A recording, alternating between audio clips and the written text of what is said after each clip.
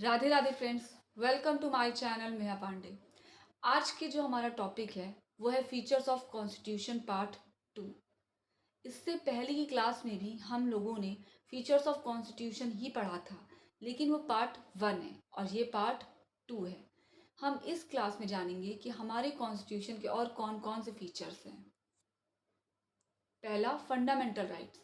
हमारे कॉन्स्टिट्यूशन में part 3 fundamental rights से डील करता है।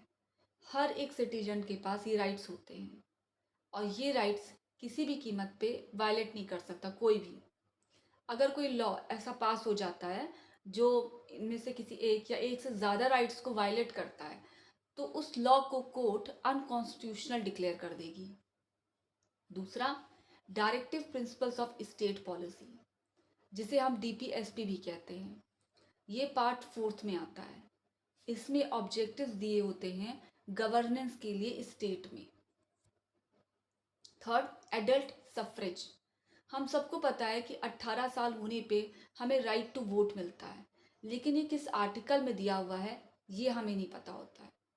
आर्टिकल 326 में दे रखा है कि जो भी सिटीजन ऑफ इंडिया है और 18 साल की हैं, उनके पास ये राइट होता है कि वो वोट कर सकते हैं।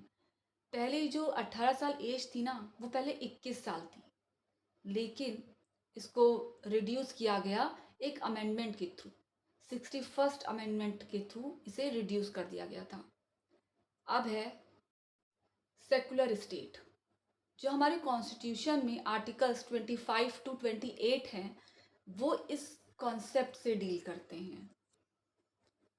फंडामेंटल ड्यूटीज़, हमारा जो पार्ट 4A है, ये पहले नहीं था हमारे कॉन्स्टिट्यूशन में।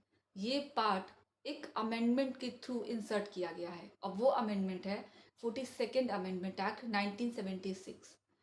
और जब ये अमेंडमेंट किया गया था तो एक आर्टिकल 51 कैपिटल ए को इंट्रोड्यूस किया गया था और उस आर्टिकल में सिर्फ 10 ही फंडामेंटल ड्यूटीज़ थी। लेकिन अब हमारे इसी आर्टिकल में आर्टिकल 51 कैपिटल ए में 11 ड्यूटीज़ हैं। और ये जो एक ड्यूटी ऐड की गई थी वो की गई थी एक अमेंडमेंट के थ्रू, और वो अमेंडमेंट था 86th अमेंडमेंट एक्ट 2002। मुझसे जुड़े रहने के लिए please do and subscribe my channel Meha Pandey. Thank you.